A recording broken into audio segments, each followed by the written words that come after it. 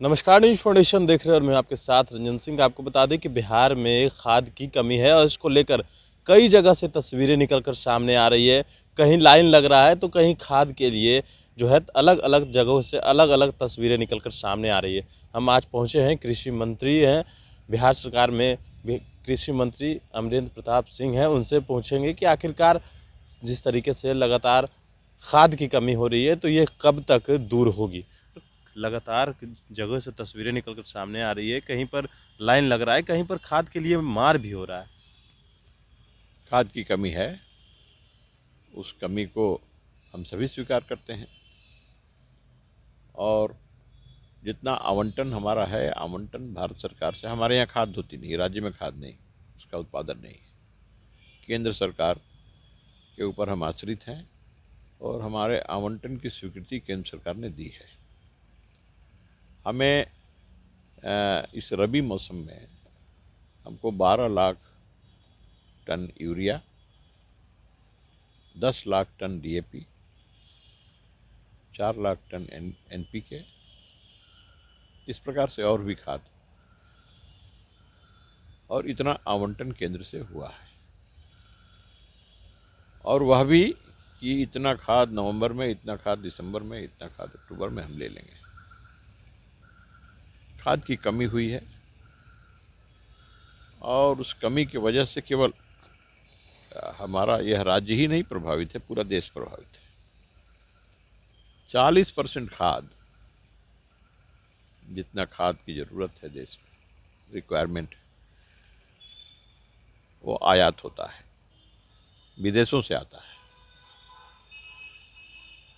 और शिपिंग बंद था, अब धीरे धीरे वो रेगुलराइज हो रहा है, लेकिन अभी भी बाधा है, इसका भी प्रभाव है। उत्पादन कोरोना काल के इन 2 वर्षों में गिरा है, उत्पादन भी अब ऊपर धीरे धीरे आ रहा है।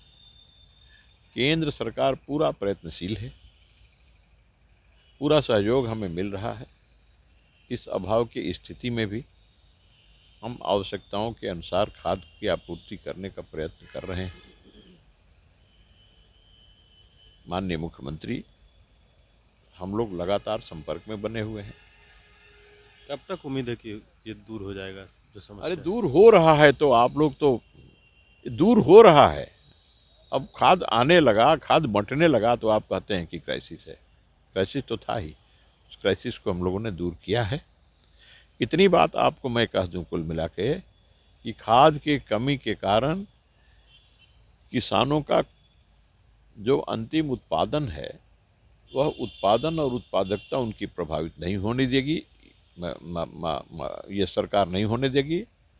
और जितना उत्पादन होता है, जितना टारगेट है, उस टारगेट को हम लोग प्राप्त करेंगे। सर, एक सवाल है कि अब तीसरा लहर भी आ रहा है और जिस तरीके से माइक्रोन की बात करें तो उसको लेकर भी अब अलर्ट जारी कर दिया गया। क्या कृषि में भी फिर से इसका कोई प्रभाव पड़ेगा क्या? देखिए, अब तो महामारी का प्रभाव किस क्षेत्र में नहीं पड़ा है और कौन क्षेत्र प्रभावित नहीं हुआ है।